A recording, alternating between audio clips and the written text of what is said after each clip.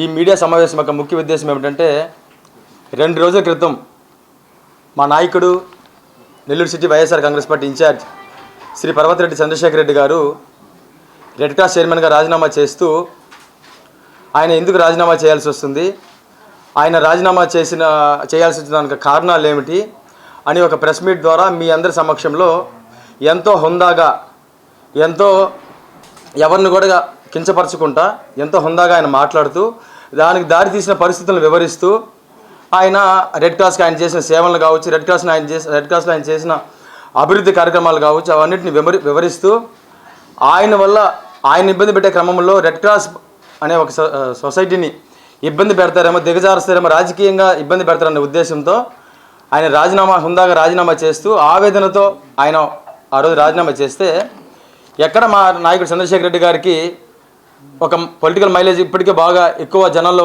ఎక్కువైంది, ఇంకా సానుభూతితో నారాయణ గారిని కావచ్చు, తెలుగుదేశం పార్టీ గవర్నమెంట్ కూటమి ప్రభుత్వాన్ని కావచ్చు ప్రజలు చేత్కరించుకునే పరిస్థితి ఇంకా ఎక్కువ అవుతుందనే ఉద్దేశంతో ఆ రోజు సాయంత్రమే ఒక పొలిటికల్ జోకర్, రాజకీయ బఫూన్ అయినటువంటి నెల్లూరు జిల్లాలో సోషల్ కమెడియన్గా పిలువబడే ఒక జోకర్ని శ్రీ ఆనం వెంకటరమణారెడ్డి గారిని ఆ రోజే ఆనం వెంకటరమణారెడ్డి ద్వారా ఒక వీడియో బయట రిలీజ్ చేయడం జరిగింది.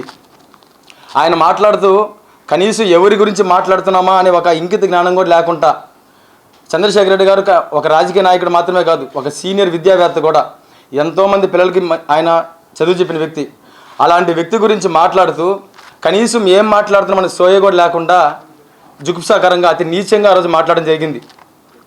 ఈ ఆనం వెంకటరమణారెడ్డి అనే వ్యక్తికి నేను ఒకటే చెప్తా ఉంటా, ఇతను రాజకీయ చరిత్ర చూసుకుంటే గతంలో రాజకీయంగా ఇతను చెప్పుకోదగిన పనులు కూడా ఏం చేసింది కూడా ఏం లేదు. ఇతను సొంత కుటుంబ సభ్యులే ఇతను కుక్కను కొట్టినాడు, తరం కుక్కను కొట్టినాడు. కొడితే అప్పుడప్పుడు సోషల్ మీడియాలో సోషల్ మీడియా కమెడియన్గా 4 ప్రెస్ మీట్లు పెట్టుకుంటూ పొలిటికల్గా జోకర్గా తిరుగుతున్న ఈ వెంకటరమణారెడ్డికి ఏదో ప్రభుత్వం ఏర్పడిన తర్వాత ఒక స్థితి, ఇంత దిక్కుమాలిన రాజకీయ చరిత్ర కలిగిన ఈ వెంకటరమణారెడ్డి మా నాయకుడి గురించి ఎంతో నీచంగా మాట్లాడుతూ నీ అబ్బసొత్త అని రకరకాల ఒక మాటలు వినలేని పరంగా కూడా మాట్లాడిన పరిస్థితి మీరు చూశారు. ఈరోజు ఇదే ఆనం వెంకటరమణారెడ్డికి నేను ఒకటే చెప్తా ఉంటా, ఎవరిని బట్టే వాళ్ళని ఎలా బట్టే అలాగా ఎట్లా పడితే అట్లా మాట్లాడమనే హక్కు నీకెవరిచ్చారు? వెంకటరమణారెడ్డి నీ అబ్బిచ్చాడో నీకని అడుగుతూ ఉంటా. చంద్రశేఖర్ రెడ్డి గారి గురించి ఏం తెలుసు నీకు? 2019 దాదాపు 2019కి ముందు రెడ్ క్రాస్కు ఎట్లా ఉండింది, 2019 తర్వాత రెడ్ క్రాస్ ఏ విధంగా ఉండింది అనే దానికి ఒక ఉదాహరణ. ఈరోజు రెడ్ క్రాస్ ఏ స్థాయిలో ఉంది అంటే, రెడ్ క్రాస్ చైర్మన్గా పెద్ద మహా వ్యక్తులు కూడా పోటీ చేసే పరిస్థితుల్లో ఈరోజు పోటీ పడుతున్నారంటే రెడ్ క్రాస్ని ఏ స్థాయికి చంద్రశేఖర్ రెడ్డి గారు తీసుకొచ్చారనేది గుర్తుపెట్టుకో. ఈయన మాట్లాడుతూ చంద్రశేఖర్ రెడ్డి గారి గురించి విషయం చెప్తా వస్తాడు, ఆయన ఇట్ట మాట్లాడాడు, బచ్చా అంటాడు, లుచ్చా అంటాడు. నేను మాట్లాడగలుగుతా వెంకటరమణారెడ్డిని, నీ అంత బచ్చా నీ అంత లుచ్చ లేరు నేను అడగలుగుతా, కానీ నీ వయసు చూసి నేను గమనం అయిపోతా ఉన్నా. ఈరోజు నీకు చెప్తా ఉండా వెంకటరమణారెడ్డి, ఈరోజు నీకు చెప్తా ఉండా, ఇంకొకసారి చంద్రశేఖర్ రెడ్డి గారి గురించి మాట్లాడేటప్పుడు, రెడ్ క్రాస్ గురించి మాట్లాడేటప్పుడు కనీసం ఒక అవగాహనతో మాట్లాడు, కనీసం దాని గురించి తెలుసుకొని మాట్లాడు. రెడ్ క్రాస్ ద్వారా కనీసం ఒకప్పుడు రెడ్ క్రాస్ అంటే ఒక కుక్క గరిస్తారు, ఇంజక్షన్ వేస్తారనో, రెడ్ క్రాస్ అంటే అక్కడ బ్లడ్ ఇస్తారనో అని మాత్రమే తెలిసిన రెడ్ క్రాస్ గురించి, రెడ్ క్రాస్ దాదాపు 13 ప్రాజెక్టులు పూర్తి చేసి రెడ్ క్రాస్ ద్వారా అనేక రకాల సేవలను అందించి, రెడ్ క్రాస్ ద్వారా అనేక రకాలుగా పేదలకు చాలా రకాలుగా ఆయన సేవలను అందించిన వ్యక్తి చంద్రశేఖర్ రెడ్డి గారు. అలాంటి చంద్రశేఖర్ రెడ్డి గారు రాజకీయాల్లోకి రాకముందు నుంచి కూడా 2019లో ఆయన ఎప్పుడైతే రెడ్ క్రాస్ బాధ్యతలు చేపట్టాడో చైర్మన్గా, ఆ రోజు నుంచి కూడా ఎంతోమందికి ఎన్నో విధాలుగా కొన్ని వేల యూనిట్ల బ్లడ్ని పేదలకి అందుబాటులో ఉంచి ఈ రోజు దాదాపు 5 సంవత్సరాలు ఆయన చైర్మన్గా ఉంటే ఎక్కడ కూడా కనీసం ఎక్కడ కూడా ఆయన చైర్మన్గా ఉన్న పదవిలో కూడా ఎక్కడ కూడా ₹1 జీతం తీసుకోకుండా, ఆ ప్రోటోకాల్ వెహికల్ కూడా యూజ్ చేయకుండా కంప్లీట్గా ఆయన సొంత నిధులతోనే రెడ్ క్రాస్ని డెవలప్ చేసిన వ్యక్తి చంద్రశేఖర్ రెడ్డి గారు.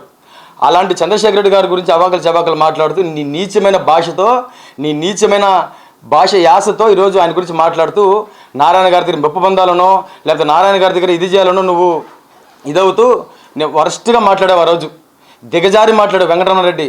నీకొక అలవాటు అయిపోయింది, నేను ఎవరిని బట్టి వాళ్ళు మాట్లాడచ్చు, నేను ఎవరిని బట్టి ఏమైనా చేయొచ్చు, నన్ను ఎవరు అడిగేవాళ్ళు లేరని మాటతో తీరుతో నీ ప్రవర్తనతో ఎలా ఉంది అంటే, ఆ రోజు వీడియో బయటలో నీ మాట్లాడిన తీరు చూస్తే కొత్తగా రిలీజ్ అయిన సినిమా థియేటర్ల దగ్గర బ్లాక్లో టికెట్లు అమ్మేవాడు మాదిరిగా నీ ప్రవర్తన, నీ ఆశ, నీ భాష ఉండాలి. గుర్తుపెట్టుకు వెంకటరమణారెడ్డి.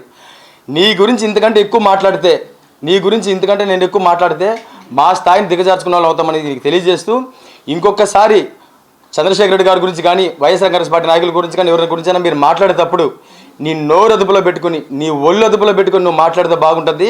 అలా కాకుండా నువ్వు దిగజారి మాట్లాడుతున్న ప్రతిసారి కూడా ఈసారి మాట్లాడితే నీకు అంతకంటే కూడా ఎక్కువ దిగజారి సమాజం చెప్పే పరిస్థితులు ఏర్పడతాయని నీకు హితో పలుకుతూ, ఈయనే ఒక జోకరు, ఈయన ఒక రాజకీయ బఫూన్ అయినటువంటి ఈయన సంబంధించిన మంత్రి గారు మన మంత్రి శ్రీ పొంగూరు నారాయణ గురించి హితో పలుకుతూ ఆయన ఏదో పెద్ద మనిషిగా చూపించడానికి మా నారాయణ గారు అది చేశారు, మా నారాయణ గారు ఇది చేశారని చెప్పేసి ఈయన నారాయణ గారిని చెప్తా ఉన్నారు. ఈరోజు నీకు ఒకటే చూపిస్తా ఉన్నా, సాక్షాత్ మీ మంత్రి మా నారాయణ గారు మా మంచోడు నారాయణ అని చెప్పుకున్న మీ మంత్రి గారి గురించి కాన్స్టిట్యున్సీలోనే ఈ ఫోటోలు బాగా చూడన్నా. ఒక ఇల్లీగల్ కన్స్ట్రక్షన్, ఒక ఇరిగేషన్ కెనాల్లో 13వ డివిజన్లో గ్యాస్ గొడవన్ సెంటర్లో ఒక ఆక్యుపై చేసిన ఒక అపార్ట్మెంటు, దీంట్లో ఇరిగేషన్ కెనాల్ ఆక్యుపై చేసిందని చెప్పి సాక్షాత్ నీ పేరుతో సంబంధించే నువ్వే ఒక లీగల్ నోటీస్ని కమిషనర్ గారికి పంపించడం జరిగింది గత నెలలో. ఇదే నారాయణ గారి కాన్స్టిట్యున్సీలో నువ్వే ఇట్లా ఇల్లీగల్ కన్స్ట్రక్షన్ జరుగుతుందని పంపిస్తే మేము దీని మీద విచారణ జరిపి దీని మీద అవగాహన తెలుసుకొని, సార్ నిజంగానే ఈ విధంగా జరుగుతూ ఉంది, ఈ విధంగా సొంత అధికార పార్టీ నాయకులు ఈ విధంగా కంప్లైంట్ ఇచ్చారు, మీరు కానీ ఈ కన్స్ట్రక్షన్ మీద చర్యలు తీసుకోకపోతే అక్కడ ఎవరైతే కన్స్ట్రక్షన్లో అపార్ట్మెంట్లు కొంటారో వాళ్ళు ఇబ్బంది పడతారో సార్ అని కమిషనర్ గారు తెలియజేస్తే కమిషనర్ గారు వెంటనే స్పందించి అధికారులకు తెలియజేయడం జరిగింది. ఈ రోజు దాకా కూడా కనీసం కమిషనర్ గారు ఇచ్చిన ఆర్డర్స్ని కూడా పట్టించుకోకుండా, ఈ యొక్క కన్స్ట్రక్షన్ మీద చర్యలు తీసుకోకుండా ఈ రోజు దాకా కూడా ఉన్నారని నీకు తెలిసినా కూడా నువ్వు దీని మీద ఏమి నోరు బెదపలా. నిన్ను ఒకటే అడుగుతున్నా వెంకటరమణారెడ్డి, నిన్నే అడుగుతా ఉండా, నీకు సిగ్గు లజ్జ మానం మర్యాద కోసంతో ఎక్కడైనా ఉంటే నువ్వు పంపించిన లీగల్ నోటీస్ మీద నువ్వు కానీ సమాధానం కోరితే మీ నారాయణ గారికి సంబంధించిన వ్యక్తులే ఈ బిల్డింగ్ కన్స్ట్రక్షన్ చేస్తారు, నీకు తెలిసి నువ్వు పంపించావు. దీని మీద నువ్వు విచారణ జరిపించి నీ చిత్తశుద్ధిని నిరూపించుకో. ఇకపోతే మా నారాయణ మంచివాడు, మా నారాయణ అతి చేసాడు, మా నారాయణ ఇది చేసాడు చెప్తా ఉండవు. 2 విషయాలు మీ నారాయణ గారి గురించి చెప్తే విను. 2019 ఎలక్షన్కి ముందు ఆయన దాదాపుగా 5 సంవత్సరాలు ప్రత్యక్షంగా ఎన్నికల్లో పోటీ లేకపోయినా కానీ అప్పుడు గౌరవ ముఖ్యమంత్రి చంద్రబాబు నాయుడు గారి ఆదేశాలతోనో చంద్రబాబు నాయుడు గారి ఆశీస్సులతోనో నువ్వు ఆయన మంత్రిగా 5 సంవత్సరాలు పనిచేస్తే 2019 ఎలక్షన్ అయిన మరుక్షణం నుంచి కూడా ప్రజలకి ఎక్కడ కూడా ఏ ఒక్క మనిషికి కూడా కనీసం మొహం చాటేసి ఒక మనిషి కూడా అందుబాటులో లేకుండా వెళ్ళిపోయిన వ్యక్తి మీ నారాయణ గారు. 2 సంవత్సరాలు ఈ రాష్ట్రం కరోనాతో అల్లాడితే కనీసం సాధారణ ప్రజలకు దేవుడు ఎరిగితే మీ సొంత కార్యకర్తలకు కానీ మీ నాయకులకు కానీ సమాధానం చెప్పే పరిస్థితి లేకుండా కనీసం మీకు అందుబాటులో కూడా లేకుండా వెళ్ళిపోయి ఆ కరోనా లాంటి భయంకర విపత్తు పరిస్థితులను కూడా క్యాష్ చేసుకున్నటువంటి వ్యక్తి మీ నారాయణ గారు. అలాంటి నారాయణ గారి గురించి నువ్వు మాట్లాడుతూ ఉండేవి. ఈరోజు నారాయణ గారి గురించి నువ్వు వెళ్ళే పొగడతా మా నారాయణ ఇది, మా నారాయణ తోపు, మా నారాయణ తిరుమని చెప్తున్నావు. చెప్తున్నా వెంకటరమణారెడ్డి, నీ గురించి ఈరోజు మాట్లాడుతున్నట్టు నువ్వైతే పెద్ద పుడింగ్ ఉన్నావు, నీకంటే పెద్ద తోపు నాయకులు లేడన్నా కాదు. వెంకటరమణారెడ్డి, నువ్వు కనీసం ఎప్పుడన్నా వచ్చి ఒక దగ్గర కారాపి నీ దగ్గర ఫోటో 4-5 ఫోటోలు తీసుకుంటున్నారంటే నువ్వేదో పెద్ద రాజకీయ ఆసానుభావుడు అనో, నీకు రాజకీయ చతుర్ఘ్నుడు అనో నీ ఫోటోలు తీసుకోవట్లా. ఇతను వింత మనిషి ఉన్నట్టున్నాడు, కొంగున్నట్టున్నాడు. ఇతను ఫోటోలు తీసుకొని స్టేటస్లోనో సోషల్ మీడియాలోనో FBలోనో ఇన్స్టాలోనో పెడితే 4 లైక్స్ వస్తాయి, 4 షేర్లు వస్తాయని ఉద్దేశంతో ఇద్దరు ఫోటోలు తీసుకుంటున్నారు. అది నీ రాజకీయ జీవితం, అది నీ రాజకీయ నీకున్న ఇది. కనీసం నీ మొహానికి కనీసం నువ్వు దారిన పోతా ఉంటే పలానా పేరని పెట్టి నీ పిలిచే పరిస్థితి కూడా నీకు లేదు. అలాంటి నువ్వు నారాయణ గారి గురించి చెప్తా ఉండవు. మీ నారాయణ గారి గురించి ఇంకో విషయం చెప్తా విను.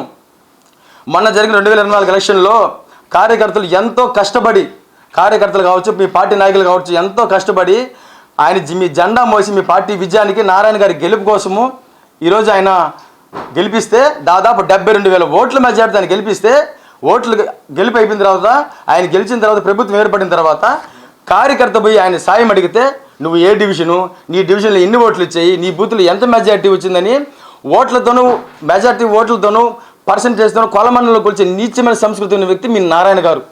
ఏ కార్యకర్త అయినా, తెలుగుదేశం కార్యకర్త అయినా సరే, వైఎస్ఆర్ కాంగ్రెస్ పార్టీ కార్యకర్త అయినా సరే, ఒక జెండా మోసి పనిచేసేటప్పుడు మనస్ఫూర్తిగా ఒక నాయకుడి దగ్గర ఒక గుర్తింపు కోసం పనిచేస్తాడు. ఒక దగ్గర మెజారిటీ వచ్చిందంటే ఆయన మాత్రమే పనిచేశాడని, ఒక దగ్గర మెజారిటీ రాకపోతే ఆయన మాత్రం పని చేయలేదని కాదు దానికి అర్థం. వాళ్ళ శక్తికి మించి ఏ కార్యకర్త అయినా నిజాయితీగా పనిచేస్తాడు.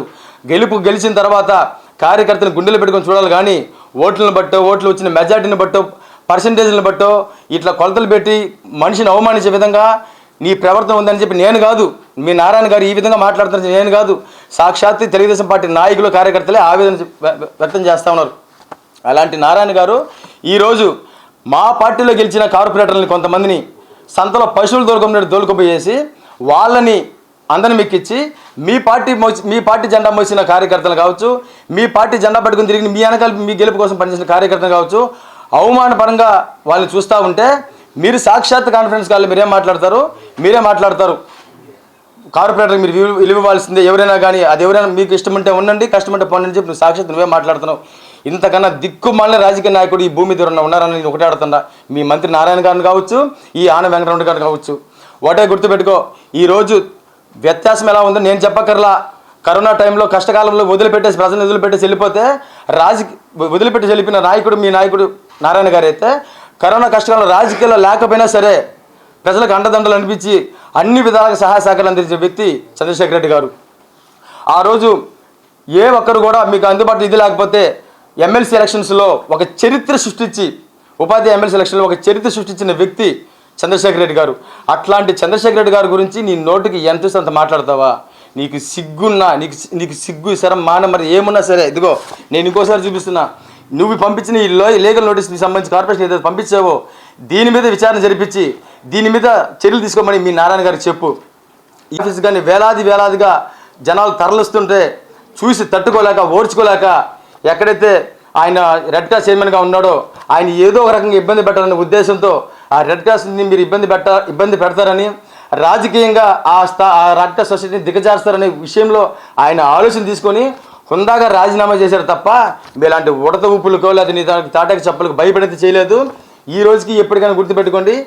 ఇంకొకసారి ఈ ఆన వెంకటరమణారెడ్డి అనే వ్యక్తికి నేను చెప్తా ఉండా, ఈ రాజకీయ బఫూన్, ఈ సోషల్ మీడియా కమెడియన్కి ఒకటే చెప్తా ఉండా, ఇంకొకసారి కానీ చంద్రశేఖర్ రెడ్డి గారి గురించి అమర్యాదగా కానీ మాట్లాడితే, నువ్వు నీ నోటి నుంచి ఎంత వస్తే అంతగా నువ్వు మాట్లాడితే నీ స్థాయికి మిర్చి, నీ వయసుని కూడా మేము కూడా మర్చిపోయి అంత దిగజారి నీకు సమాధానం చెప్పే కార్యక్రమం చేస్తూనే ఉంటాం.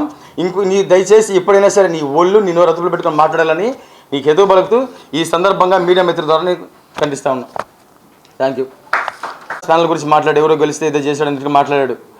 రెడ్ క్రాస్ ప్యానెల్లో చంద్రశేఖర్ రెడ్డి గారి అంకిత భావం ఎలా ఉంటుంది అంటే, రెండవసారి ఆయన మొట్టమొదటిసారి ఆయన ప్యానెల్ మొత్తం గెలిపించుకున్నాడు. అప్పుడు కూడా డిపాజిట్ కొలిపిన అవతల పక్క ప్యానెల్కి. రెండవసారి ఆయన ప్యానెల్ గెలిపించుకునేటప్పటికి అవతల పక్క ప్యానెల్లో పూర్తిగా పోటీ చేసే వ్యక్తులు కూడా లేకుండా పోయినారంటే చంద్రశేఖర్ రెడ్డి గారి మీద ఉన్న నమ్మకం కావచ్చు, చంద్రశేఖర్ రెడ్డి గారి మీద ఉన్న ఆయనకి పని పట్ల, ఆ సంస్థ పట్ల ఉన్న అంకిత భావం ఎట్లాంటిదో తెలుసుకోమని కూడా నేను ఆయనకి ఈ సందర్భం కూడా తెలియజేస్తా ఉన్నాను.